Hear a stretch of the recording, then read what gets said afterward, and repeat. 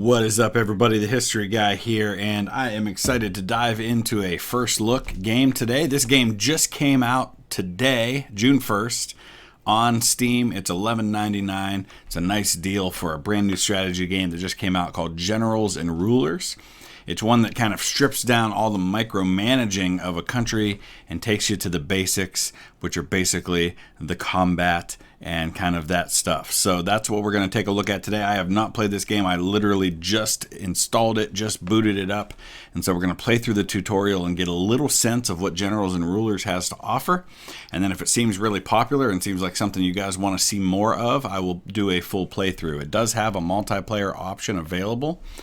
So that'll certainly be something to think about moving forward. But we're going to go ahead and dive into the tutorial. So here we go. Welcome to Generals and Rulers. You have control of a country and your goal is to conquer the world. We're going to learn the basics about each country. Gold allows you to recruit units for protecting your borders and to hire scientists for conducting researches in different fields. The main source of income is the taxes paid by each resident of your country. Population is the solvent residents of your country. Each turn you make them pay taxes in gold, which they replenish your treasury. To increase the population of your country, you need to seize new territories. Makes sense. Units in your army are the key to stability and further prosperity of your country, which is start reinforcing it right now. Each unit type has a number of characteristics, strengths and weaknesses. Makes sense. You want to have a nice balance. All right, this block shows the unit's damage. How many types of units are already in your army and one unit recruitment cost. Remember, the attack damage and the recruitment cost can change when conducting and upgrading a level of corresponding researches. You can recruit units as percentage of your available gold. You can spend half of the gold, or you can choose the recommended number of units to recruit from the list. All right. If you select several types of units at the same time, you can recruit them in one click. All right, cool. Then here's research. Oh my, a lot of research available, and most of it has to do with how much things cost and that nature, so that's cool. After hiring new scientists, you instantly get some research points. Let's hire 10 scientists. They cost 1,200 gold. Knowledge is power. As a wise ruler, you must know what is happening in neighboring countries. Reconnaissance and espionage will help you in this important matter. Let's conduct research of reconnaissance. All right, spies, here we go. Now you have a spy, let's go to the espionage section. All right, there's a reconnaissance department that coordinates the actions of your spies. Spies go to the country you choose to infiltrate into the government apparatus and collect the general information about the country. Information will be approximate. The number of spies available for the operations is limited by the corresponding research. All right. To identify our potential enemies and choose a further vector of development, we need to understand what is happening around. Let's put this knowledge into practice and conduct recon of our neighbors. All right, so we can send a spy to each of these. You can fully pay for spy's operation. It will collect more accurate data for you, or you can save money and start a less expensive operation, but it will not always be accurate. All right, next turn. It's the year 1207, apparently. Diplomacy.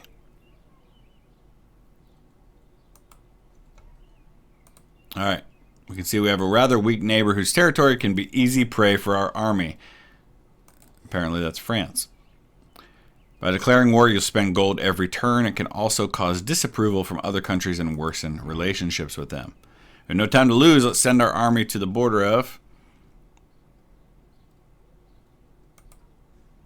ground assault. Oh, interesting. Just choose how many percent of your army to send to war. All right, we're sending 10% of our force. That's 4,857 infantrymen, 5,000 cavalrymen, and 3,000 reinforcement.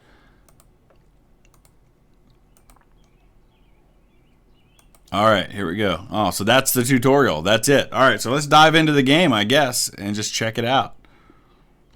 So here are our current options. We've got Europe 1207, Asia 1207. We've got the world in 1207, which we have to win Europe first. And then we have the world in 1750. Very cool, interesting. So let's go ahead and dive into Europe 1207. So a lot of available countries here. Oh, cool. We could be the Kingdom of Jerusalem. That might be a bit of a challenge. You can see the difficulty. Yeah, you can sort by difficulty. Holy Roman Empire obviously would be the easy choice, the most powerful choice by far. Obviously, I'm a fan of England, but that might be a bit of a challenge getting across the water to invade some of the other area neighbors. But I think that might be what we choose here. It's pretty powerful, but not the most powerful. But you can see just how many options there are. Wales. We could be Scotland up there. That's a little harder. Georgia's more difficult. All right, England it is. All right, so some stats in week one, month one of 1207. England, we have 240,000 gold. We have a population of 3.5 million in 20 regions. We have an army of nearly 7,000. We've got 700,000 research and 0 rebels. So let's start with research. Let's go ahead and hire some more scientists.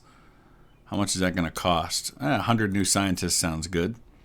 So we've got 14,000 available, and that gives me 700,000 research points. Okay, so, I think right off the bat, I feel like free unit recruitment seems like a good idea that would save me a lot of gold.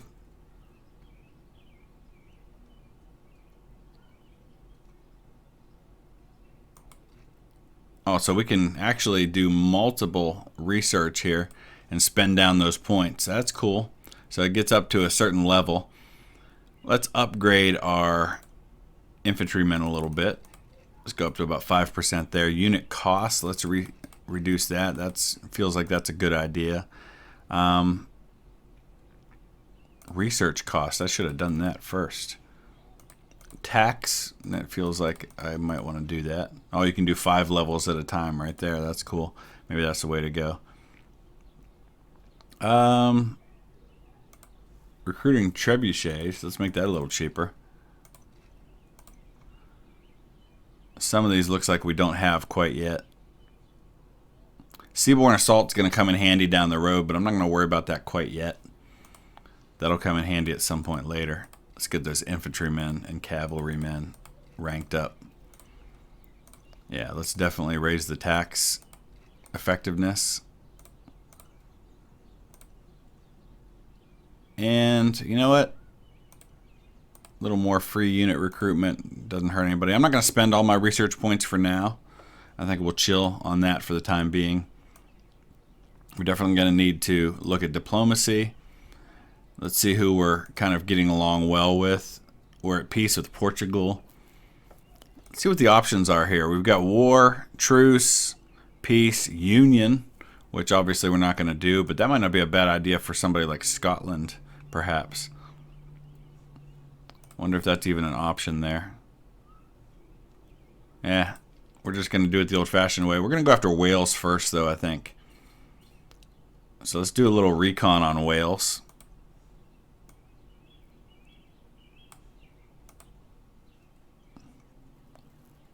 We're actually at peace right now.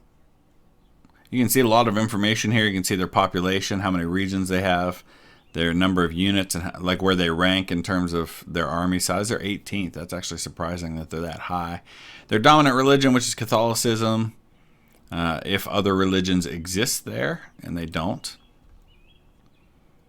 So maybe we'll just kind of chill for now. Let's look at the treasury. Profit from trading with countries, profit from residents, losses from war and rebels, unit power increase, research number increase, and scientists hired. What else is there available here? Just the news screen. Oh, here's our rankings. 4th in army, 2nd in economy, 5th in population, 13th in number of regions. So pretty strong, but we could definitely be stronger. All right, let's start buying some more in the army.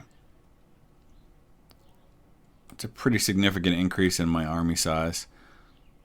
I didn't have any infantrymen before. I'm all archers, cavalry, and trebuchets. I mean, I get that those are important, but I feel like I need those mainline infantry units as well. So let's go ahead and add another 1,000. I think we'll chill there for now. I feel like we're probably going to have enough to go after Wales at this point. All right, so our goal is war. I don't know if there's anything we need to do to get there or if we just choose that as the goal. There's our current relation level. So I guess we kind of work in that direction. All right, let's hit the next turn and see what happens. All right. So there's all of the news, and then we can just say our news to see what's going on between us. Recent events have pointed to problems of understanding between the countries of England and Wales. Now their relations can be characterized as truce. So yeah, it looks like we go one level at a time, so it'll take a couple more turns to get to the point of war. We did move up in ranking, or no, Wales is actually higher in ranking than they were, so I've got to be a little careful about that. We've got a nice amount of gold coming in the treasury, so we're going to continue building up the army. Let's get another 1,000 infantrymen hired, just because I want to make sure I've got an army that's ready to take on Wales. Headquarters.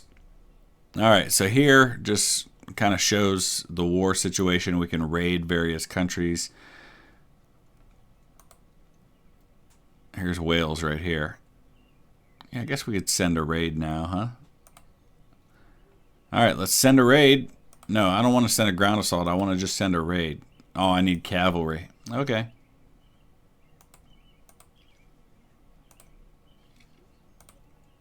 Cavalry successfully raided the troops of Wales and completely defeated the enemy. After heavy battles, the rulers of countries England and Wales sat down at the negotiating table and agreed on a cessation. No, I didn't. I didn't agree on that at all. All right, so where are we at now? Diplomacy. All right, we are at war. All right, how do we go on a full ground assault and take these guys out? I want to send 60% of my army, though. Forget this 10% stuff. All right, let's see what happens. Last meeting with a representative of the country of Jerusalem was very successful. That's good. We're moving in the right direction there. I'm going to have to work on that with other folks. Aragon, we went in the wrong direction. That's one of the most powerful kingdoms in Europe. That's part of Spain. My army demonstrated its military power by successfully capturing the territory of Wales. Excellent news. So we can see the losses were pretty slim. So we didn't take all of Wales. There's just one little bit here that has remained. Let's take them down.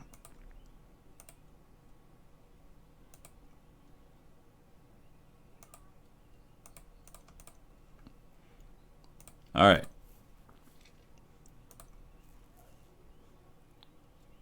Wait, what?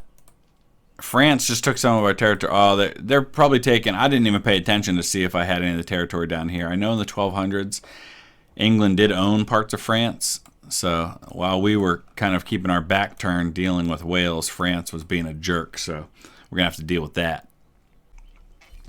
So let's take a look at the rankings. My army's actually dropped to 7th. All right, that's not going to go. We're going to have to keep building up the army. Obviously, some of these other folks are surpassing me in army size. So let's go ahead and move over there. Actually, you know what? First, let's go to research. And we've got a nice amount of research points. Let's bring down the cost some more of the armies. Well, let's see. Unit cost. Here we go.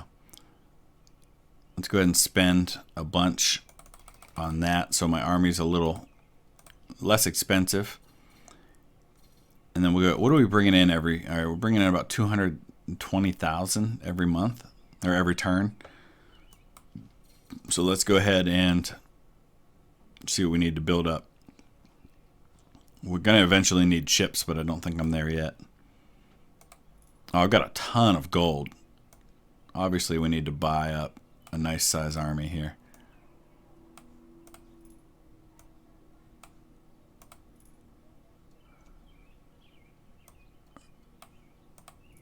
Okay, I think that's probably good for now. And I don't know if that automatically updates the rankings. Yes, it does. That puts me 3rd. Now, obviously, that could change for the other players in their turns. But we've got to stay ahead of France. And I've got a better economy than them, but they've got a higher population. So let's turn our attention to Scotland. Start working toward war with them. I'm going to gobble them up as quickly as we can. Then we'll try to deal with Connacht and finish off all of that. And then we start looking toward France. That's going to be a tough nut to crack, but if we can deal with France, then my job gets a lot easier. And then maybe I think I look down here to the Iberian Peninsula and finish off those countries before we look at somebody like the Holy Roman Empire, who I probably want to have on my side for now. So let's negotiate. We're actually at pretty good peace with them right now, so let's try to make that even stronger if possible. All right, in the meantime, spies. We want to send a spy to France. I don't have any spies. Well, we need to buy some spies, huh? I'm trying to remember where it is I do that. I know I just did the tutorial, so I should remember. Ah, that's right. It's over here in research. So let's go ahead and give ourselves the ability to train new spies. Can't get too many just because I don't have much in research points available. So, all right, recon. Time to send spies to France. Let's sort by population. It's the easiest way to do it. No, we're not going to send an army. All right. What has happened? Seaborne operation of France was unsuccessful. It suffered serious losses and was unable to gain a foothold on the captured borders of England. Yeah, that's right. Nice job. Let's see what happened. So we inflicted some decent losses there. Yeah, it looks like we inflicted about 1,000 casualties at a loss of maybe half that number. Nice. Bring it on, France. There's a reason England was never fully invaded by countries from the mainland. All right, that's some good news. So we did a little job on them. In the meantime, we are one step closer to war with Scotland. I want to look, though, at the rankings. All right, my army's back down to 6th, so we're a little bit below France. Castile's got a nice army. Hungary with the significant force. My army, I can keep growing, though, because I've got a decent amount of gold coming in every turn. I want to have a lot of cavalry and archers. Archers were always kind of a big part of why England did so well in these wars, especially against France. So where's that put me now? That puts me back up to 3rd. I just want to make sure I'm staying ahead of France until I can deal with Scotland and Connacht, and then they're not going to be able to invade me with a force that isn't significantly larger than mine. They tried again. Man, what are you thinking, France? Even bigger army that time and even more losses that time. Excellent. Keep bringing it, France. Keep bringing it. All right, and that time he has not advanced past my size. There are rebels in my country, so I don't know if they're what I need to do to deal with that. Let's go to headquarters for a second. Doesn't it? Oh, suppress rebellion right here. Here we go. So let's go ahead and send 30% of our army to suppress rebellions and see if that does the trick. There's 271,000 of them. So let's see how much that number goes down by. Scotland declared war on me, and Connacht has declared war on me. I think I can probably take them on. France conducted a successful seaborne operation against the country of England. So now I'm at war with Scotland, Connacht, and France has made a successful invasion. So have the other country. Well, they suffered a crushing defeat, but that's interesting. All right, so let's see where things stand. Okay, so here's the little bit that France has going on me here. So let's go ahead and attack that. We're going to send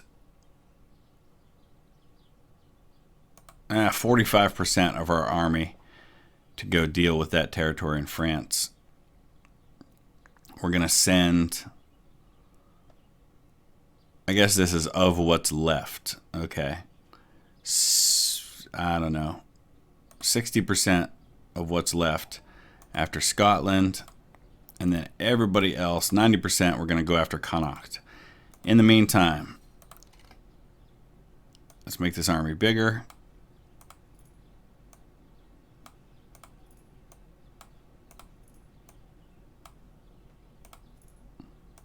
All right, let's see what happens. Looks like successful all the way along. got my territory back there. We seized a little bit more from them, and we seized a little more from Scotland. So, rankings. I'm back down to 6, so France is staying ahead of me on this whole army size thing. They've actually passed me in economy now. All right, we've got to focus on the economy because money was an advantage I had on France that I've lost. So I guess diplomacy is where that comes in. We've got to look at places that we can improve our commerce. We are at a union level with Holy Roman Empire. Okay. Who else can we be improving things with substantially? Who's got... Let's take a look at who has the strong economies. I would guess that would be the way to do that. Holy Roman Empire, France, Hungary, Castile, Kiev, and Portugal. So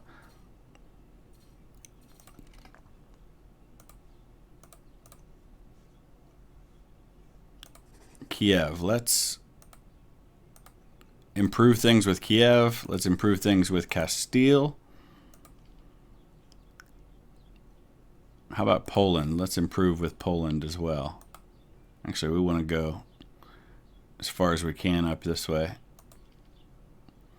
All right. Army size.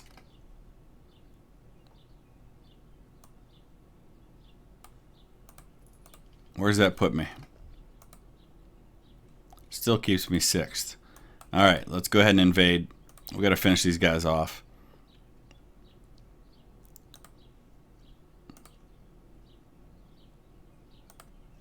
%25 should be a pretty good amount. Send 75% at Scotland. All right. Capture territory in both places. We're improving relations with these other countries. Good news, good news. So it's going to take some time to push through. So you get the idea. I'll play a couple more turns and see where things stand. And then if you guys really like this and you want to see me finish out this campaign as England, I'll certainly do that. But I think I've given you enough to kind of get the idea of what this game is all about. And that was kind of the main idea behind this video, was just to show you a first look at the game and what it's like. So let's do a couple more turns and I'll let you know where things stand before we wrap it up. So just the very next turn here, you can see that Connacht has declared it sees no sense to continue this bloodshed and would like to conclude an armistice agreement in order to terminate the battle. All right, so what's that look like for them? Yeah, I don't think I want to do that. I think I want to just finish conquering them. No? Yeah, let's do that. Oh, they have negotiated a truce. No, we're going back to war, my friend. Let's finish these guys off. We're going to continue suppressing the rebellion. Going to continue building up the army, which is getting pretty significant in size. But I've still got a ton of gold available to me. Get some more trebuchets. And same thing with Scotland. We're going to continue to fight them.